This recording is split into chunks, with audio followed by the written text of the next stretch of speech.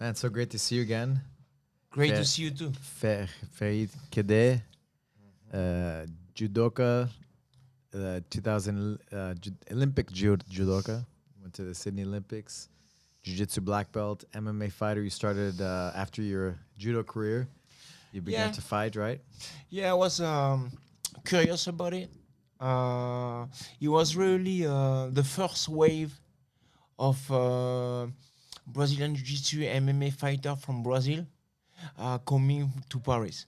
At this time, they start a Brazilian top team, Paris, and I just try. I went there. I started some Brazilian Jiu-Jitsu, and then MMA, Muay Thai, and I start to love it. You're from this like kind of south, right? Of Yeah, France. I'm from a very little town close to Toulouse. The town is Carmont. And we did a podcast before, and you kind of I really enjoyed your background. You know how you started doing judo. How old were you when you first started doing training? What do you mean? How old were you when you Oh, began judo? I was not even 5. I was on my late 4. And why did you start doing judo, or why did your parents put you into judo? I was just, that was the time we were all watching Bruce Lee and stuff like that. So I like to fight. I like to fight. That was no good to fight at school. So I was like, I need to do something like that. And the only sport we have, the only martial art we have in town is judo and karate. I picked judo.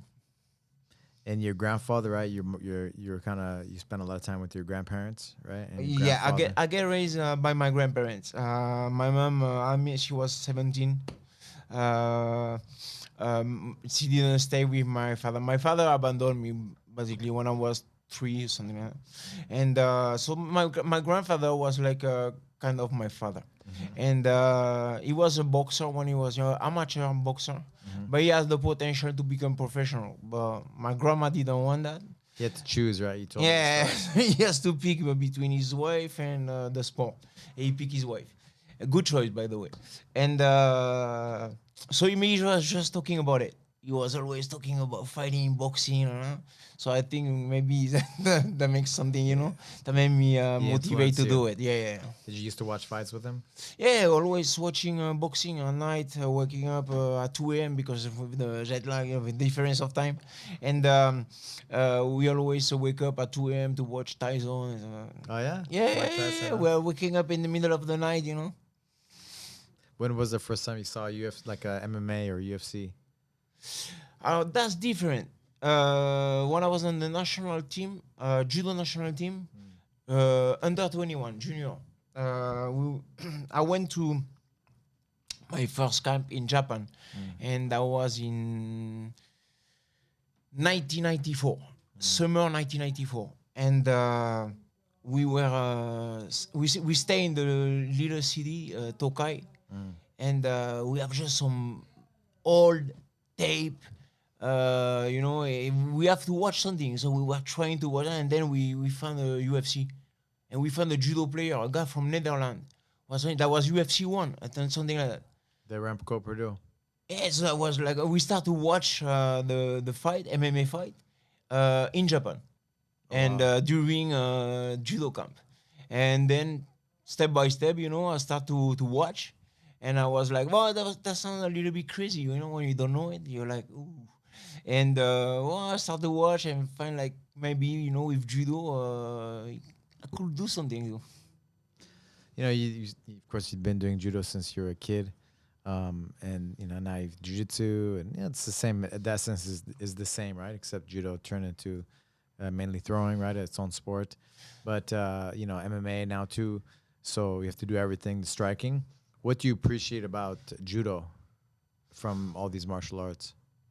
Well, I like the discipline. I like the discipline, and not only the discipline, it's also the mindset. Always trying to reach a different level. Since I was a kid, I was very excited about that.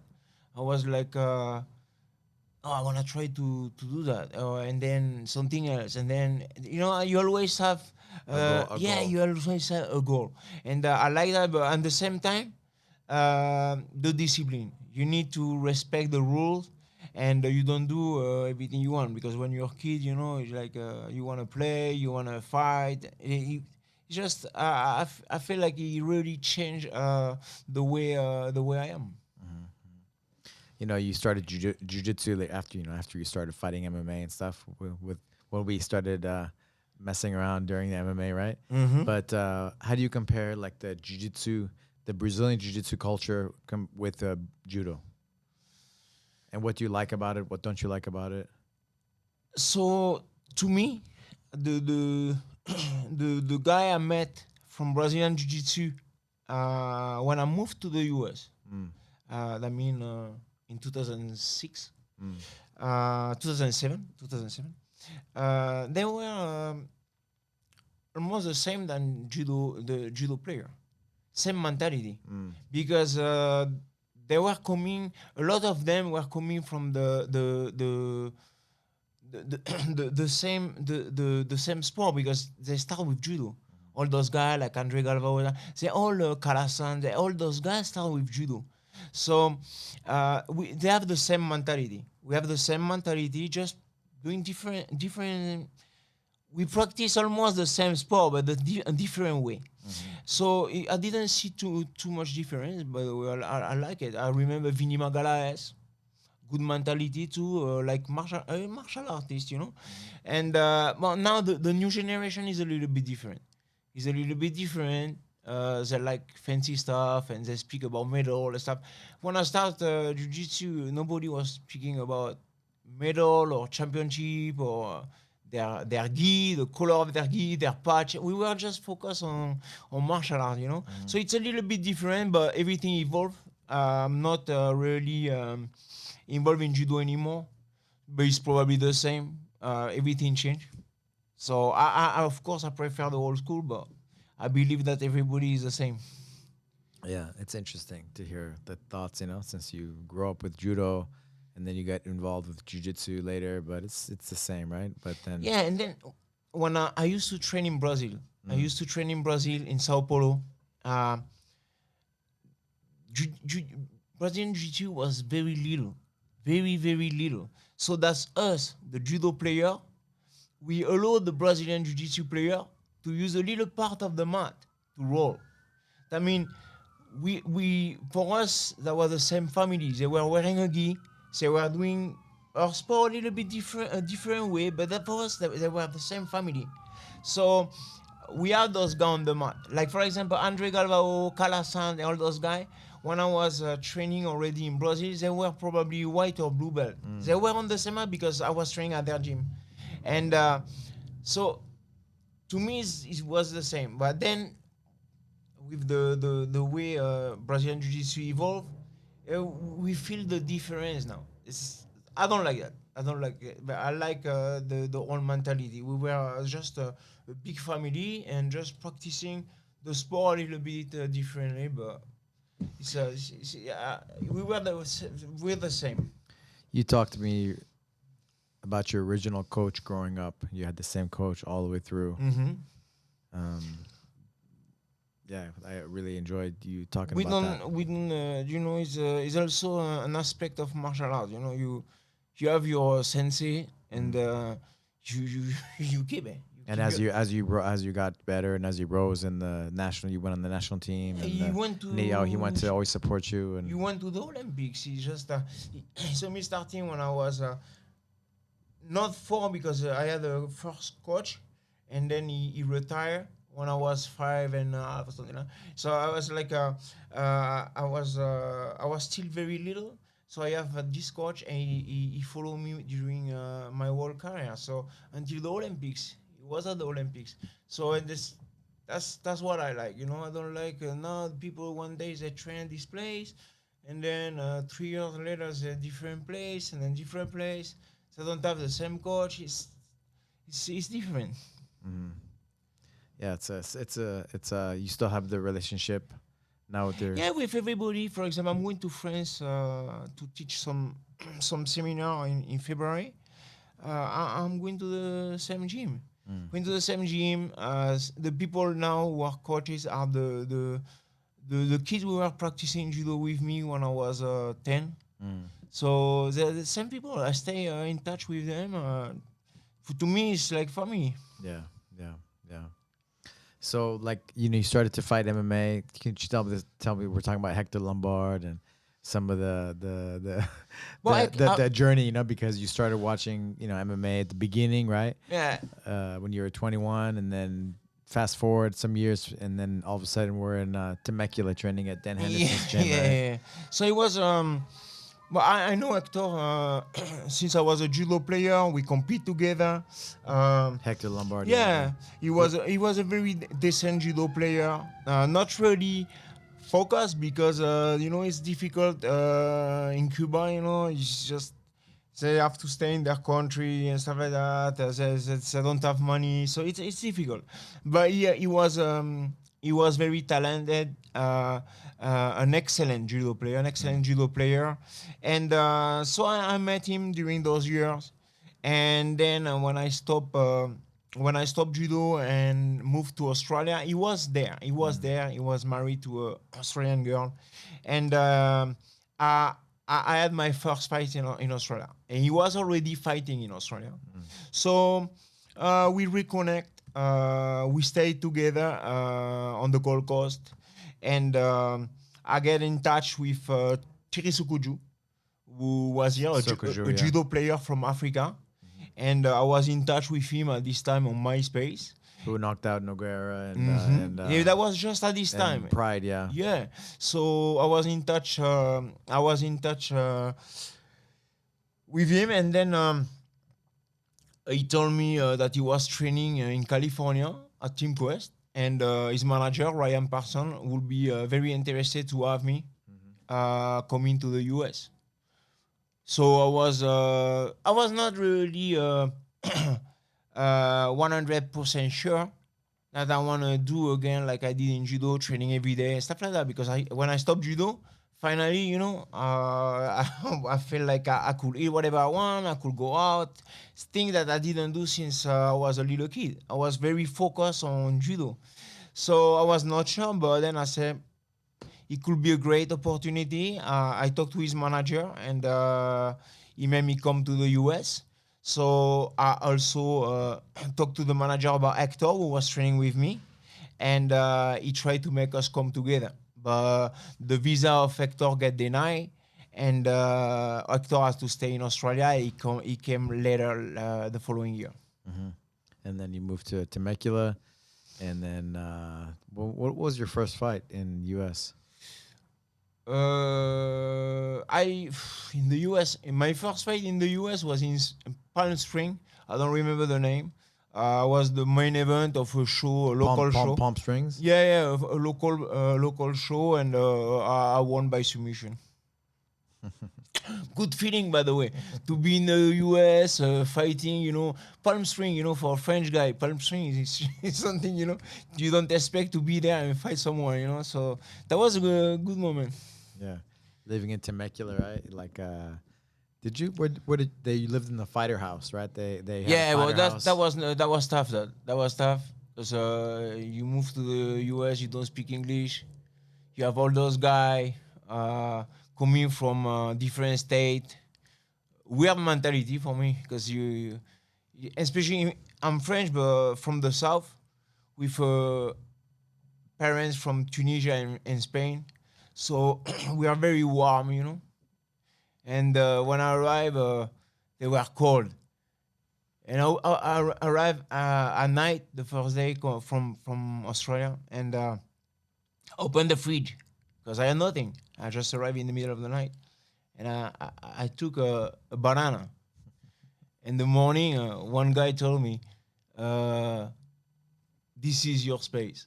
It was empty, they make it ready for me. I was like, serious? So I called the manager. I said, you know what? I got a banana. The guy was mad the morning. So that was like, when you arrive, you feel like, How many people lived in the house? How many fighters lived in the house? We were maybe 8. 8 fighters? That was a big house, but we were like a bunch of guys. What were some of the names that were in the house? I just remember Vinny. Vinny Magalhães. And then the guy who say hello Japan and gets to meet, what is his name? Garner. You remember? Yeah, when yeah, he yeah. fight Aoki? Yeah, And he yeah. tried to do fancy stuff and Aoki shook him out. He was in the house. So I don't remember the What's other the one. What was the Belgian's name?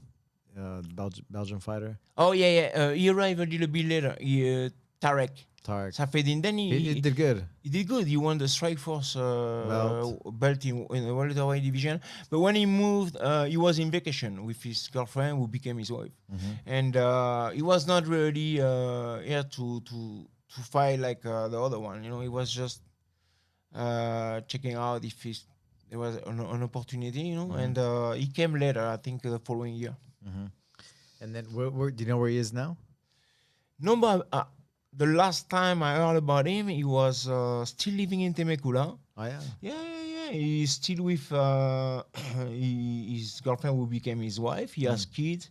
I think she has a nail salon or something like that. And Tarek. One time I heard he was training Atos Jiu-Jitsu in San Diego. So he's Okay. still around. I Okay, think he's still okay. around. Okay, interesting, right? Mm-hmm. Yeah. I mean, it was a big room, you know. It was a like the who's who. Like, I mean, Dan Henderson had just won the double belt, the Grand Prix, the Pride Grand Prix. So he was kind of like the biggest name, and so the who's who was in the room. Like Sokuju was like Sokuju the was big there. name. He just- Rio Shonan Real was Shonen. training with us. But just he did the flying heel hook on Anderson Silva. Yeah. More than that, I just don't remember everybody, but I remember we have a lot of great guys, a lot of guys fighting in Strike Force, UFC. That was a very good gym. Yeah. I was driving from LA, right? And you were there. You were just under contract with the UFC at this time. Yeah. So you were one of the big fish. Yeah. Well, I mean, I would drive there. I would drive there Monday morning, right? Because we had our pro practice at like 11, right? What was it? Early in the morning, you were coming. I remember you were always speaking about the traffic and stuff like that. And then you were staying one night. I would stay till Thursday. Yeah. After the practice, I would go home. You were sleeping in the fight house? With One of them. Ryan Parsons, With Ryan, the yeah. manager. Yeah, he let me stay in his house with at the Jason Mayhem Miller, right? Jason was there. Jason was a big name at this time. Huge. Yeah, and he was one of He was the. on MTV. He was on the He was one of Bully the- B-Town. He was one of the first guy using social media. I remember we were like, He's what is huge. doing this guy always MySpace. on his phone? Because he was always on the phone. And in 2023, we all on the phone, like Jason Mayhem. Yeah. Mo Lawal. Mo, yeah, King Mo was there. King Mo, yeah. Him, Jason Mayhem Miller, and Real Shonen. We stayed in Ryan's house Mm-hmm. with his newborn and his Yeah. family. That's true. He let me stay there Monday through Wednesday night and go back Thursday. That's crazy. And then once we had once Sadiq got pregnant with twins, we found out we were having twins, I was like, oh man, I can't do this anymore. I gotta go back home. Yeah, the stuff when you have kids, you know. Yeah, but it was an interesting time, right? Of course, I learned a lot. Even not just about MMA, just for my journey in martial arts. You know, that's something that I learned a lot. It changed my mind. It opened my mind. So to me, it's just everything. I really enjoy everything. Yeah, I cornered you in different spots, right? Mhm. In Brazil and Yeah. That made Costa me- Rica, right? Costa Rica, Canada. Canada. I was there in the south of France, right? With you, even though we had your team stuff there for my last fight, ended up being my last fight. Yeah. And then even Louisiana, your last was that supposed to be your last fight? Was that, or you had a fight after but that? after that, I really that's when I didn't stop, but my mind Subconsciously you my did. no, it was time. They were always asking me to cut weight. I didn't want to do that. The reason why I fought in MMA is because I was fighting in judo in under 161. That was my weight class. 161 pounds. 161, and that was my weight class since I was 15. So from 15 to 35, that's almost 20 years staying at the same weight. So that was tough. And You wanted to start eating hamburgers, huh? yeah, no, and no, the MMA was 170. Yeah. So to me, that gave me 10 pounds. So I was like, that's what I need. And then they say I was too short. All the promotion wanted me to fight at 155. 155, yeah. So that's when I missed the weight. Bellator, but that was too much. That's no more. I could have made the weight, but it's just I don't want to do it. I don't want to do it. I don't want to do the sacrifice anymore. You know, like cutting weight always my whole life. It's like when you start so young. I remember losing weight. I was maybe 9 years old. Nothing, but they were telling me, "Hey, you're like 1 kilogram over. Go to run." So you know your mind. You know, like you think about running, putting it's not worth it anymore. putting some plastic at 10. It's not worth it anymore. No, you don't. You're not motivated anymore. No, you lost the motivation. I know. You lost the love. You lost the love for fighting. You don't want to fight anymore because you don't want to do that. Fighting, I love it, but everything around, I dislike it. Because there's like two fights, right? One is like making the weight. The weight is terrible. People think, oh, but if you focus only on the weight, it's easy. If I want now, I can cut weight because I'm focused just on that. But when you train and then you have the weight and then you have everything around, you have your life to build too. You know, it's just it was too much. It's interesting now, right? Because they had for years and years, right? They had the doping, the WADA and all that, right? And now they're taking it off, right? Yeah. Like in Pride, they didn't have it, of course. There was like, and Dan Henderson, as we know, was always a natural athlete. You know, he did the TRT and stuff. But like when he went off the TRT, he was the same guy. He still has the H bomb. He was still knocking people out. But he was a Olympian. Yeah. No, And for sure. when you compete at the Olympics, like when people ask me about judo, they show up during our training at any time. They come and they test I mean, you. even the Olympians, right? They still figure out how to dope and Just do like that stuff. But he was a natural guy. But what do you think about now that they're allowing the guys to do whatever? You think that's right? Because for the health, it's better, right? For the health, their fighters' health. To me, it's fighting. But just allowing let the people. Just let the people. Because the cheaters are gonna cheat anyway. More money you have, easier it is. The better you get at going around the things. Don't worry, just let them do let them fight. Let them fight, and because they didn't allow the people to do IVs, right? Let us do IVs because of right? All that stuff. After you cut all that weight, they didn't allow you to do IVs, right? Because it can mask the doping, right? And that's not good for our brains, not good for our bodies. So, just let everybody. In judo, we knew that some country. They organize the doping because, like in France, the federation let the government take care of that. So when the government send people to test us anywhere, we can be anywhere, at home, anytime, in vacation, they come and they test us. Some country they don't do that. The government allow them to do whatever they want. They need to be clean. I mean, you saw the Russian, the doping. But I know that for a long time. Yeah. We have a lot of people coming from Georgia. Of course, yeah. We even have one guy who became French. He won the World Cup by team with us. Okay. And he told us, it was like that. They need to be clean when they leave the country. But we knew that. We never been worried about competing against those guys. You just focus on your skills, on your level, and it's the same. Let the people fight. Let the people fight. I never been worried about my opponent. If you take stuff or you don't take stuff, if I feel like I'm ready, I'm gonna beat you anyway. So it's just. That's it. Yeah, that's it. What are some of your accomplishments that you did in judo?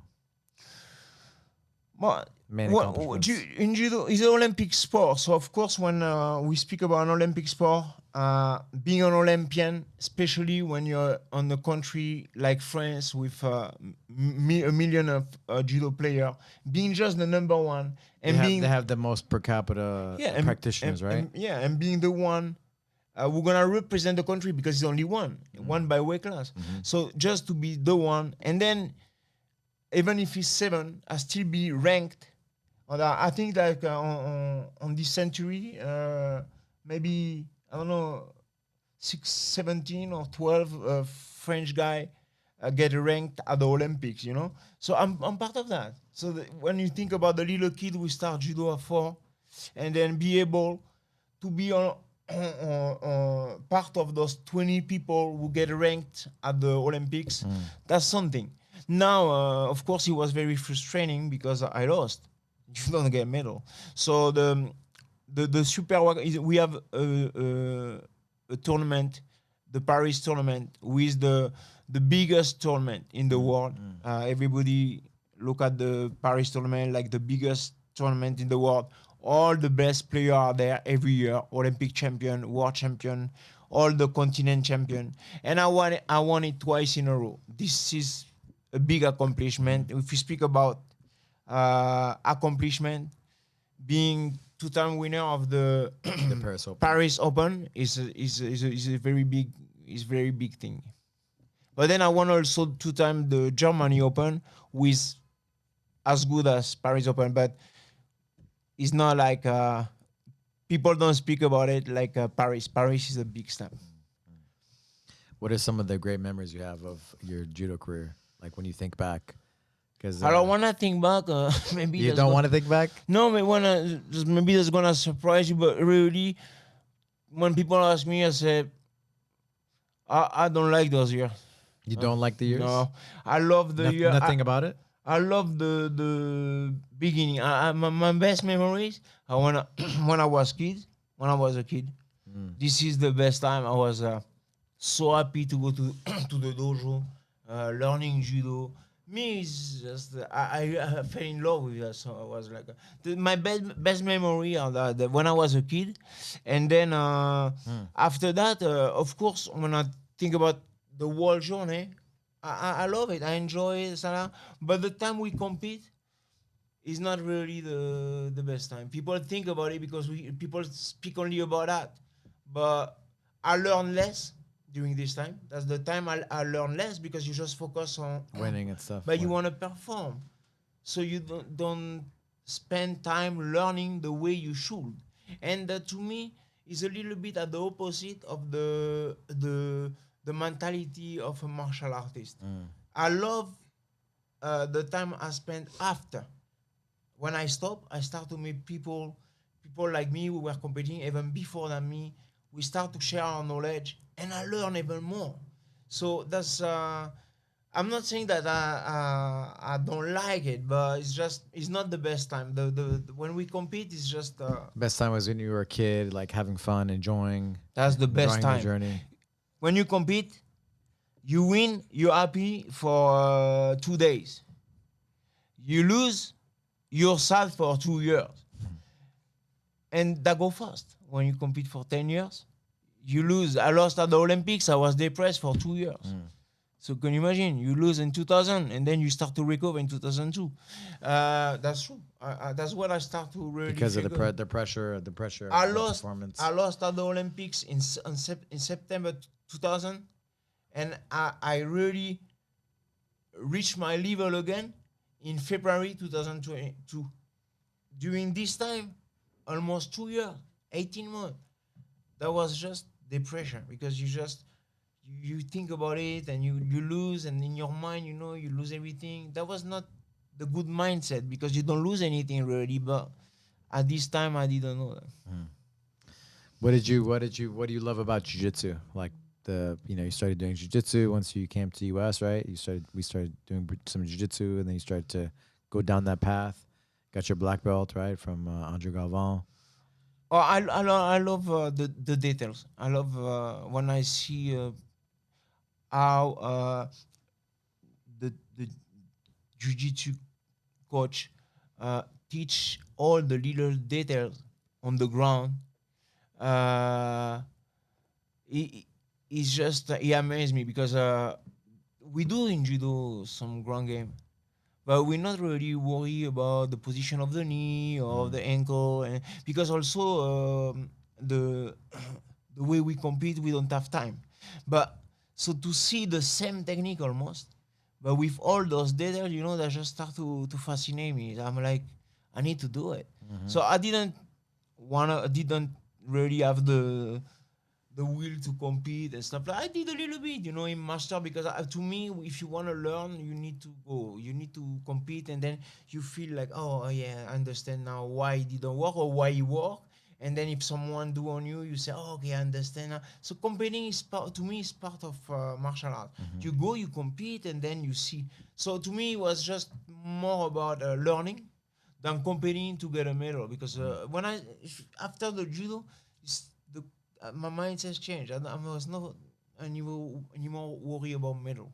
Just I did the sport like MMA. I didn't care about the record or stuff like that. I just did MMA. I was happy to jump in the cage and fight. That's it. So in jiu-jitsu, I start to have this feeling again, loving, learning the little detail and stuff like that. One of the things who really motivated as you in Canada, you remember? I tell you, I was doing I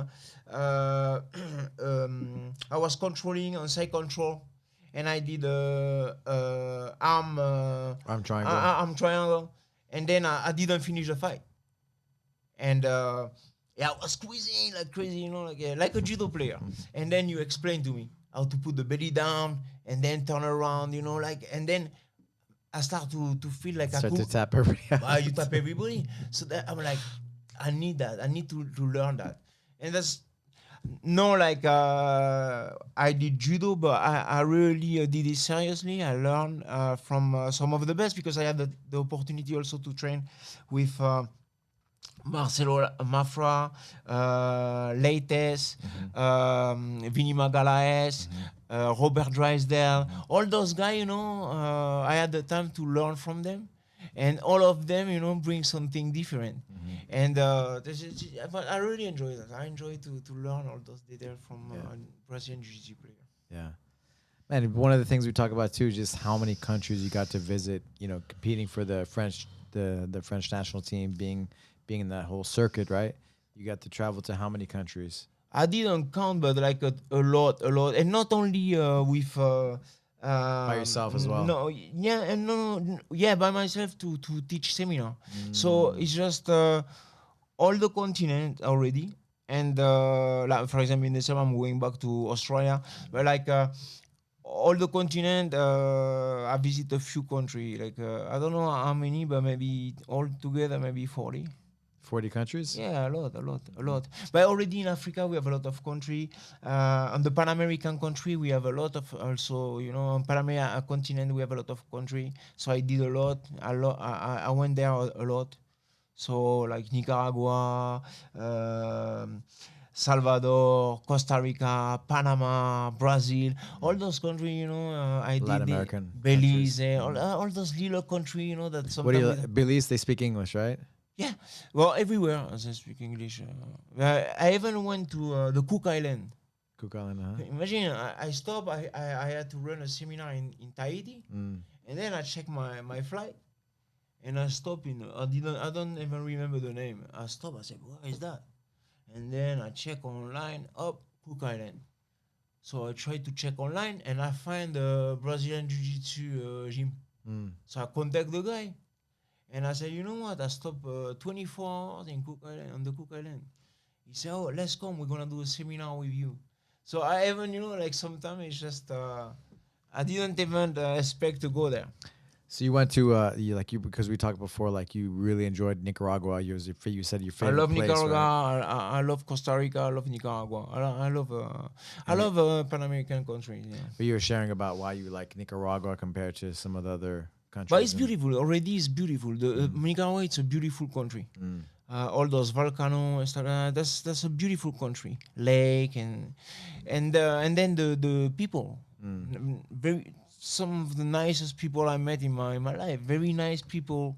And then they don't have too much money. And when you go to the to the country when people don't have money, they keep a good art, and that's why. Keep a good heart. Of course, of course. Pan American country, some Asian country, because also went like so I was living in Guam, for a little while. So like the Philippines and stuff like that. What's the name? Ho Chi Minh. Where is Ho Chi Minh? Vietnam. Vietnam. So you met Thailand and Thailand. So you met like poor people with good art, very good art, pure art. heart. Yeah. Yeah, because the problem of our countries, the success, the money, change the people, and on those countries, I always met great people and a lot of great people. So I love, and Nicaragua, of course, is my favorite country because I love it. It's beautiful. It's beautiful. All those volcano and lake. It's just I love it. I love it. The way it look and how the people are. It's safe too, right? Like It's safe. like no gangs and changed a little bit the last few years, but for a long time it was one of the safest country in the world. Yeah. What about Africa? Traveling in Africa. Africa, I was a lot in North Africa, like Libya, Egypt, Morocco, Algeria, Tunisia, but I also have the opportunity to go to Nigeria, and great people, very nice people, but a lot of the culture of those countries are a little bit affected by the French people.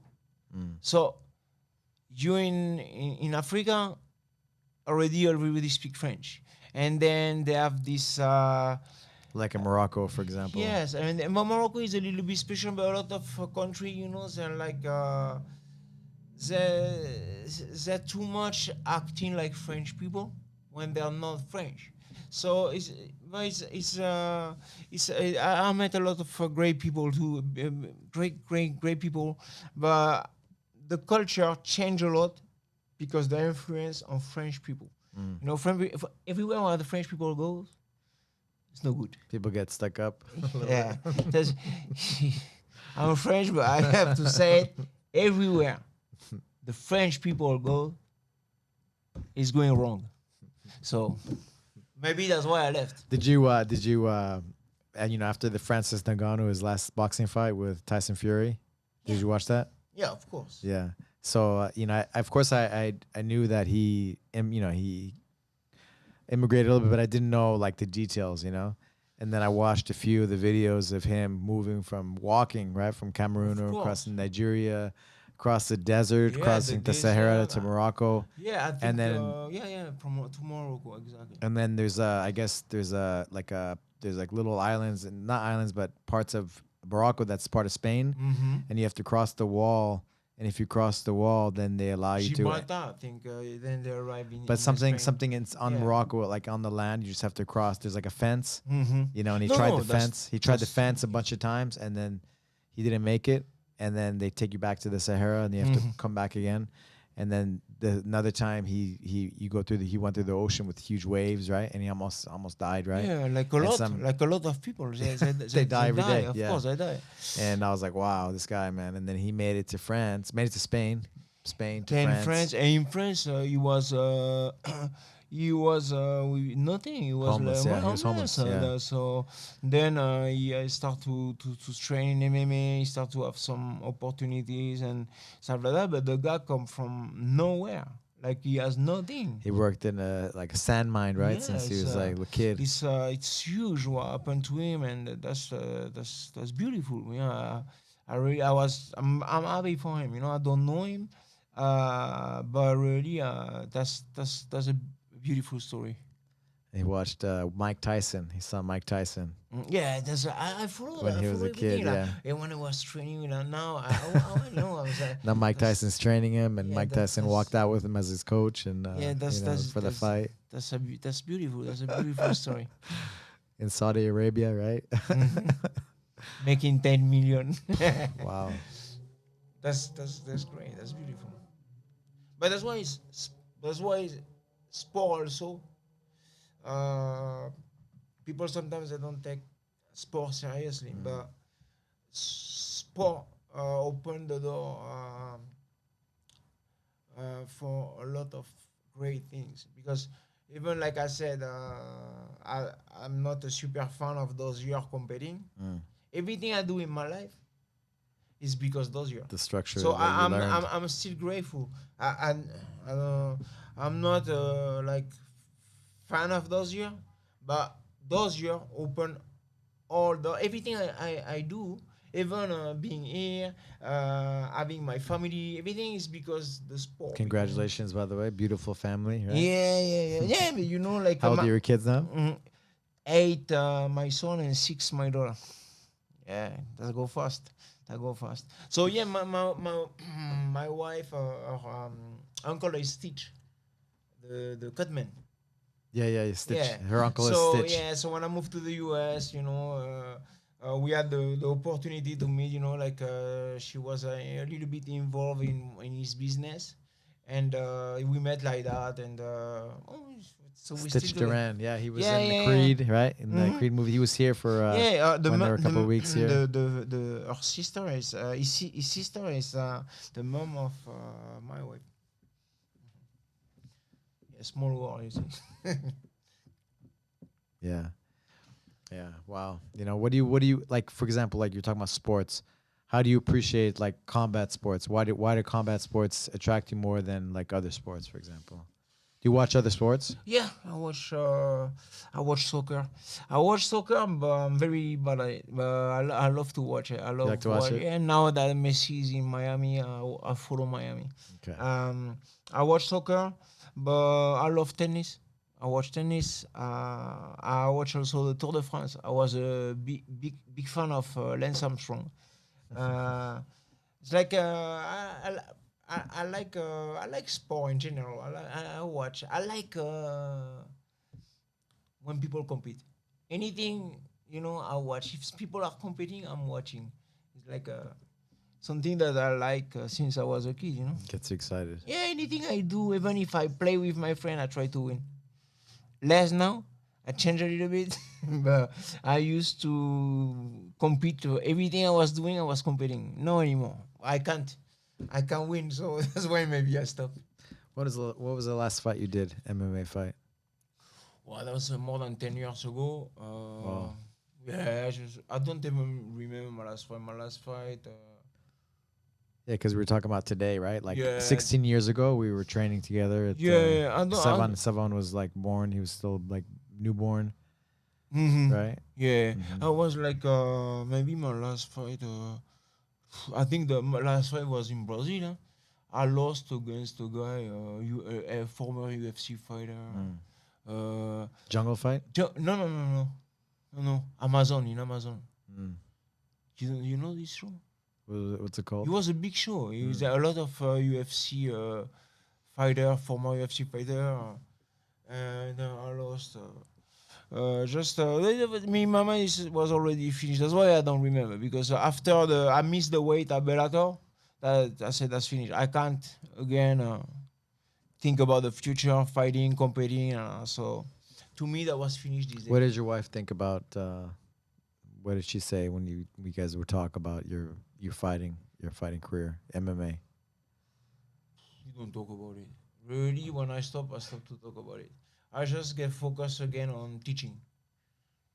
She's more. She love more. I think she probably love martial art as much as me, because she love that. She grew up with it too. Yeah, and then she love when I teach and stuff like that. She want me to teach the kid because I don't teach my kid yet. I didn't start to teach them, and also because I don't want them to be like me, because crazy to that my your whole life, and I'm like, let them, my son like to he like Draw. to draw. He's an artist, like he's a little artist. So I don't wanna go and push him to be in the gym every day, and then maybe that's what he's gonna do his whole life. I just let him free. So I'm a little bit. I try to disconnect myself about the guy I was like for all those years. I just it's finished. I turn the page. It's like I do something else. I enjoy to teach.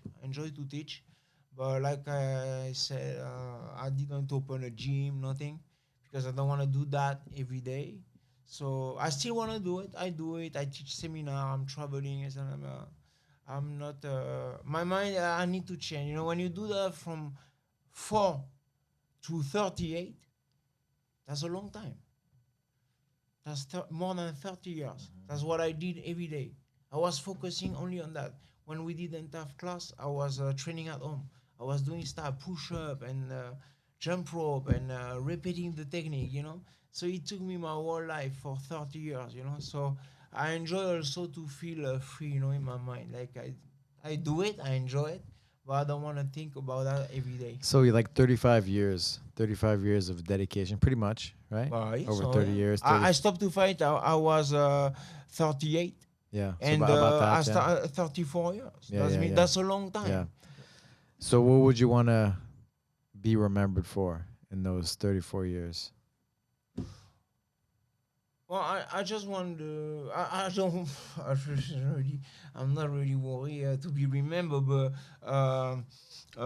if people remember something about me, I just want to be remembered like the guy who always believe that he could do it. Because sometimes people say, well, I thinking maybe I was arrogant or stuff like that. I remember in judo. But there is two different things, you know, like, you know. I knew, for example, when someone was better than me. I knew it. This is part of being intelligent. You know when someone is better. You don't. But if you're a competitor, at the same time, you can't admit it. You can't admit that the guy. Yeah. No, you don't accept it. You can't accept it. You have to be enough intelligent to know it, but at the same time, if you're a competitor, you can't admit. You think that you can do it, and many times people was thinking that I wouldn't do it, and I did, because that was my mentality. Even if I knew the guy was better, in my mind, why I wouldn't beat him? So this is my mentality. People always surprise the people. Like I told you about Paris, the big tournament. I was 23 years old. 23 years old. The youngest French guy participating at this tournament, and then I won with everybody during the tournament. All the best judo players in the world, Olympic, world champions, they were all there. And this little French guy, 23 years old, he arrived and he beat everybody. And I was saying it before. I said, I can win. But they were probably laughing at me, you know. Even my friend, I'm pretty sure they say, he's crazy, the guy. I did it. And I want the people to, if they remember something, I want them to remember that. That's why also I try to make my kids understand that don't put limit on anything. The mindset, right? It gives mindset. Believe, do your best, believe you can do it. If you can't, you can't. Listen, I was running for the Olympic title. I didn't get it. Okay, fine. I finished 7th. But you can look yourself in the mirror and be like, you know, I did. It didn't work out, but everything I did my best to reach my goal. That's it. That's the most important. Then everybody, you know, you can be like 10 guy in the room, 10 very good guy. Well, you can have 10 champion, but you can have 10 guy with the same mindset. And that's the most important. Keep this mindset. Think that you can do it. And then you do it good. You don't, fine. What advice would you give somebody starting judo to be successful? So now, with the experience, I would say stay focused on your technique.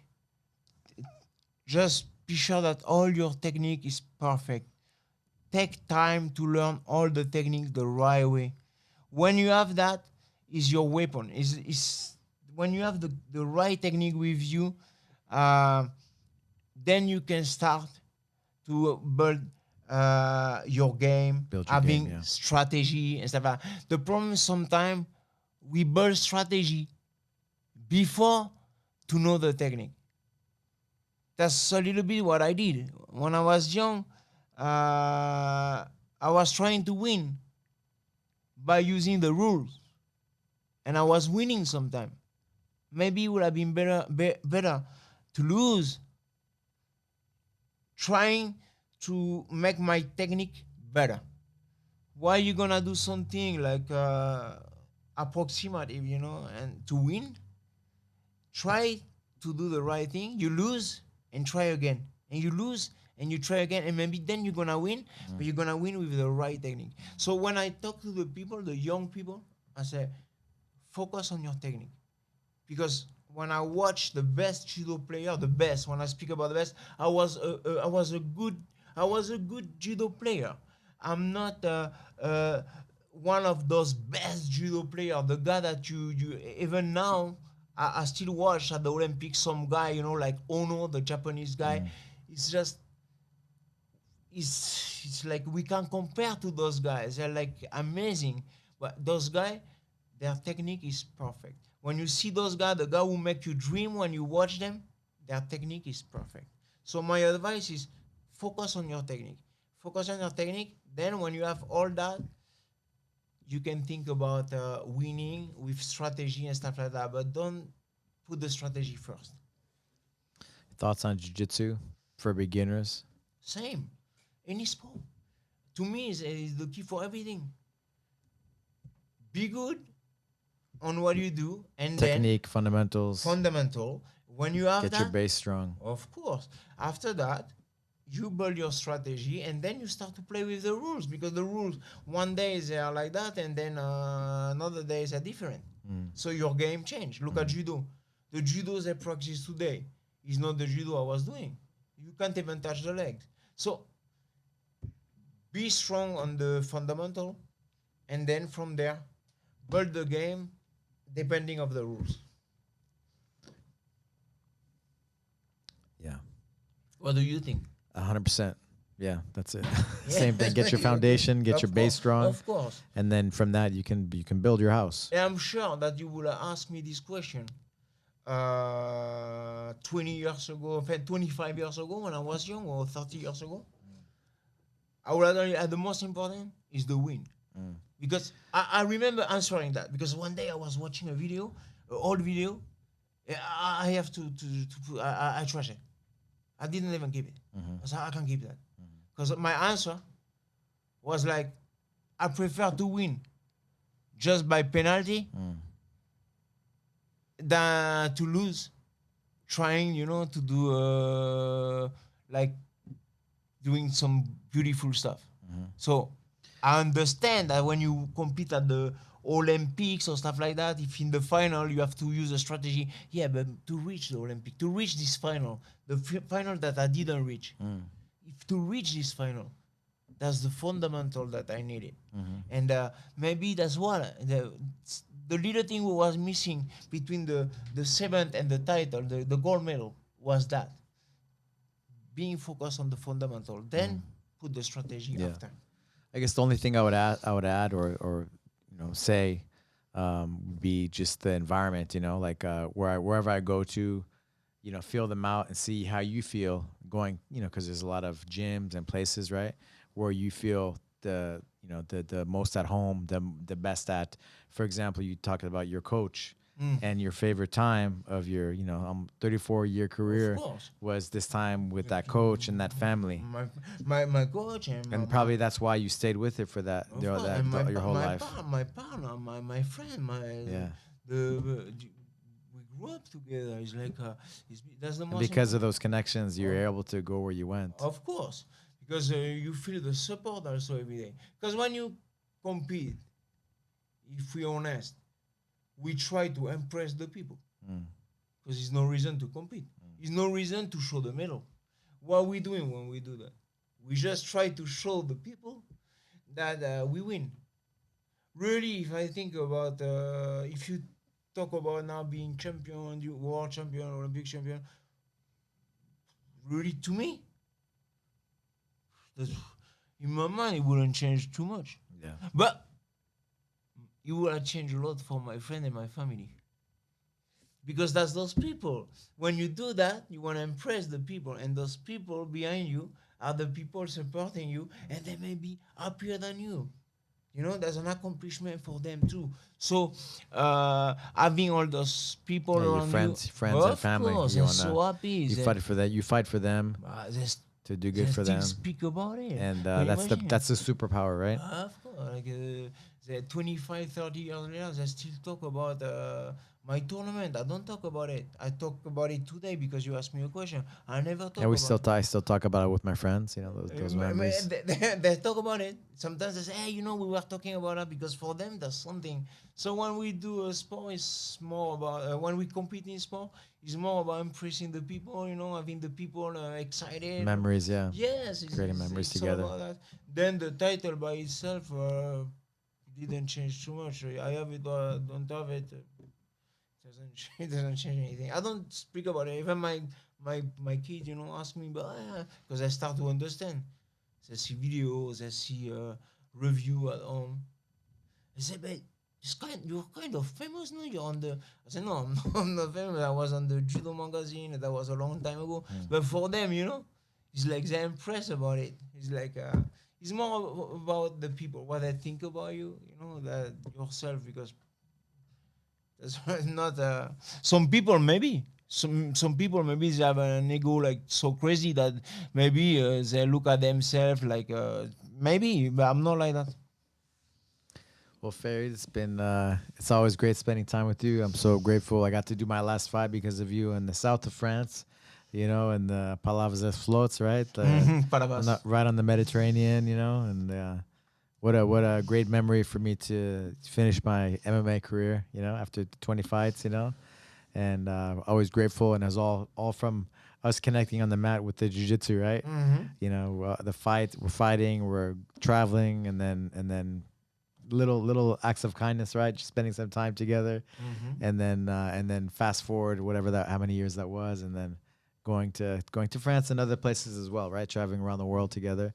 I'll always cherish those memories. Speaking of memories. Yeah, that's so that. I appreciate you and your character too of how you at are. the end, you see, that's what you remember. You remember Palavas, the show with your wife traveling, visiting Paris. She was my corner, huh? Yeah, that's your corner. It's like yeah, me too. Happy also always. You see, I go to teach tonight. And I stop by. Yeah, because I'm always enjoying to be on the mat because you bring this positivity, this we feel good on your mat. So that's why I put the gear and I roll with you. Thank you, my brother, and hopefully have you come back for some judo for jiu-jitsu workshops or something like that, classes. Always available. How can people find you? I don't use social media, so Facebook. You are. Yeah, I still have my old Facebook, but Ferrid Kheder. I was a MySpace guy, so already to jump to the Facebook was a big deal. So Instagram, I said no, I don't. But you have it though. Yeah, I have it. I will have to start because everybody asking me for my Instagram. I'm like, why are you asking me for? Oh, because we promote it on Instagram. So, but that's the, when you're a professional, you have to do all those stuff. But I don't enjoy at all spending time on social media. Now I'm focused on my family, so my kids and stuff like that. So I don't want to be on the phone and posting stuff and stuff. You know what it takes, you do it. So you know what it takes, and I just don't want to do it. It's a quality time that I spend with my kids. They grew up so fast that I want to enjoy those moments. Amazing. Thank you, my brother. Thank you.